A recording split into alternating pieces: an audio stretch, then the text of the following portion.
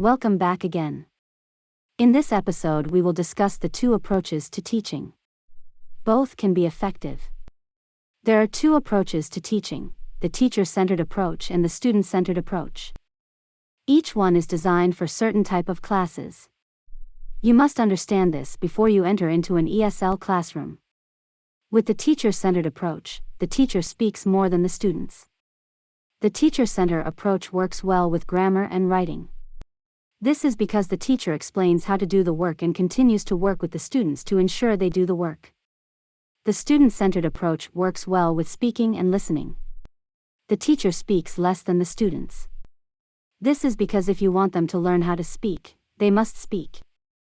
You play an audio tape, the students must listen. Each one has its pros and cons, but both have great results when it comes to teaching in the ESL classroom. Teacher-centered approach.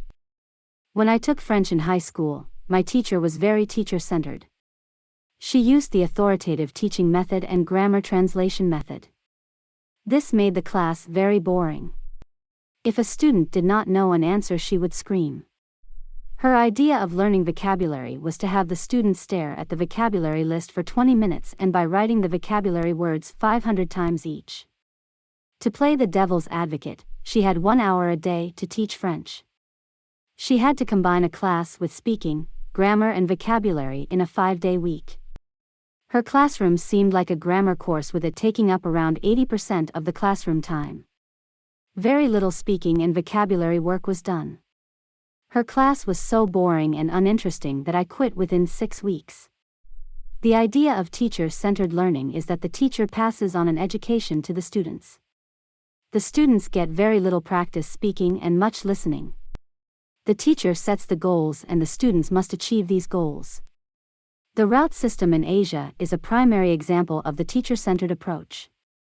The students learn from the teacher and the teacher has ultimate control over the class. The students learn what the teacher puts forth mainly through chant, songs, and grammar. There is no deviation from the lesson plans.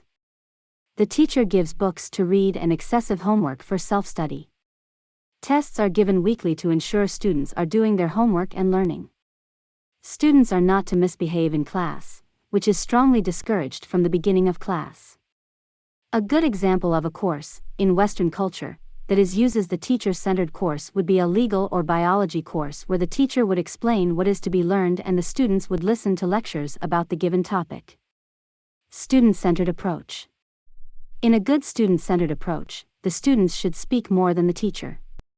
The teacher must present the dialogue, or what is being taught, and show them how it is being used and in some cases why. The students should now be given the opportunity to speak what they are taught. After they practice, the teacher would ask the students if they understand or need further explanations. If no students have questions, the teacher allows the students to continue practicing their speaking. The teacher then walks around the room correcting any errors or helping with pronunciation or spoken grammar problems of the students. The more practice a student gets, the better students they will become. The teacher needs to speak less and the students speak more. A perfect example would be a teacher who sets aside a day where the students can role-play past lessons and or practice at least 20 minutes per day, and the teacher actively involves them in real-life situations. In the end, the students will be better speakers. That is all the time we have for today. I hope to see you in the next episode as we discuss language immersion and chain drills.